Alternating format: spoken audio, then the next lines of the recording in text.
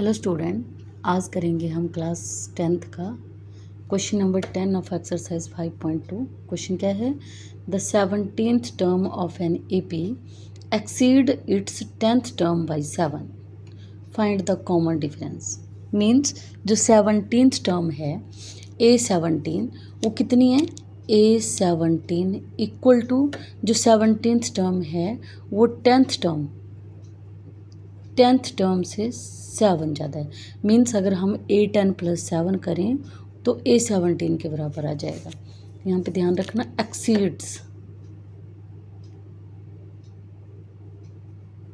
Exceed means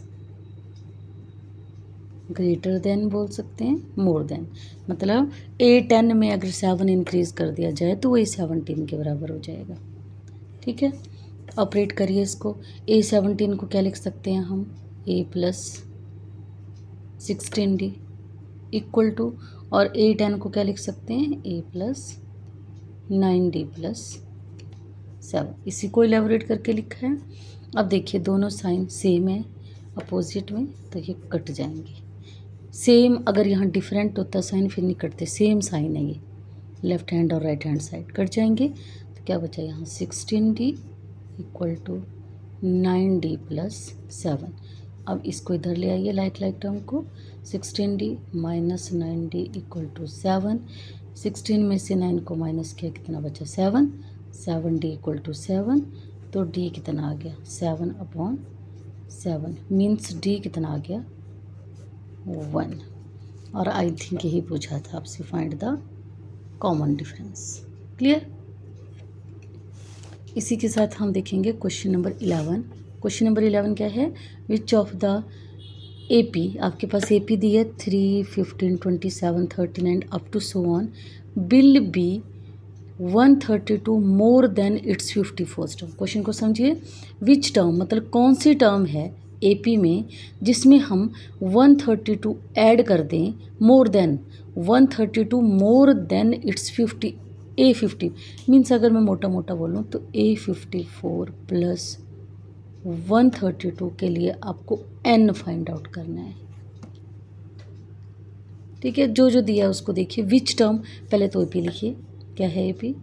3, 15, 27, 39 up to so on. Clear? अब यहाँ से तो पहले A54th टर्म निकाल लीजिए। A देखिए यहाँ पे क्या बन जाएगा? A equal to 3। D कितना बन जाएगा?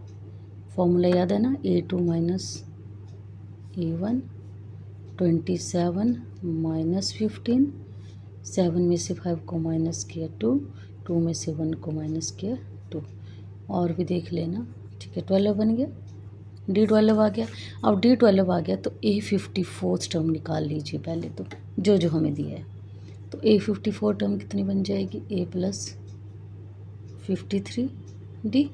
A की जगह वैल्यू पुट करो 3 + 53, और D की जगह कितना है? 12। 3 + 53 को 12 से मल्टीप्लाई करिए,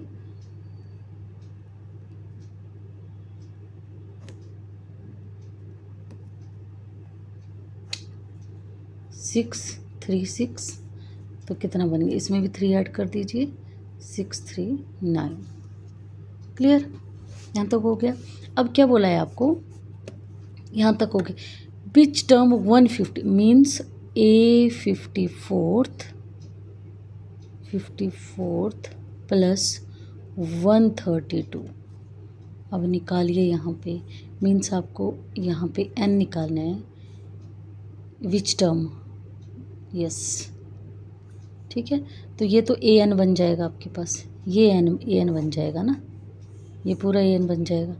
तो A54 टर्म की क्या ये वैल्यू? 639 + 132। ये किस चीज़ की वैल्यू है? AN की। तो 6336 + 1 7, और यहाँ क्या बन गया? 771 इक्वल टू AN।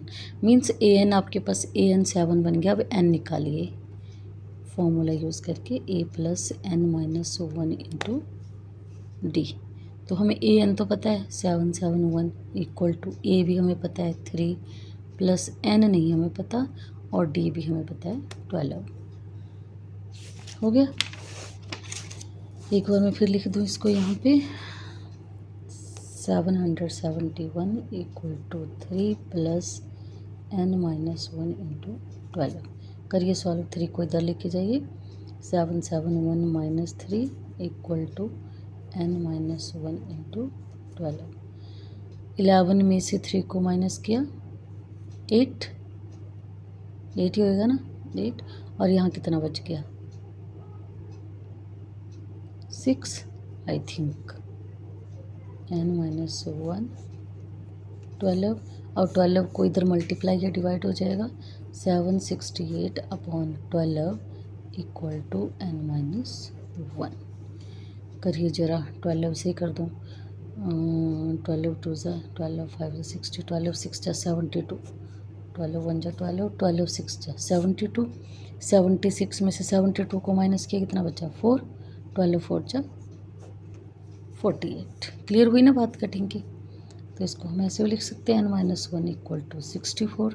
तो n क्या आ गया 64 प्लस 1 मीन्स n कितना आ गया 65। क्लियर।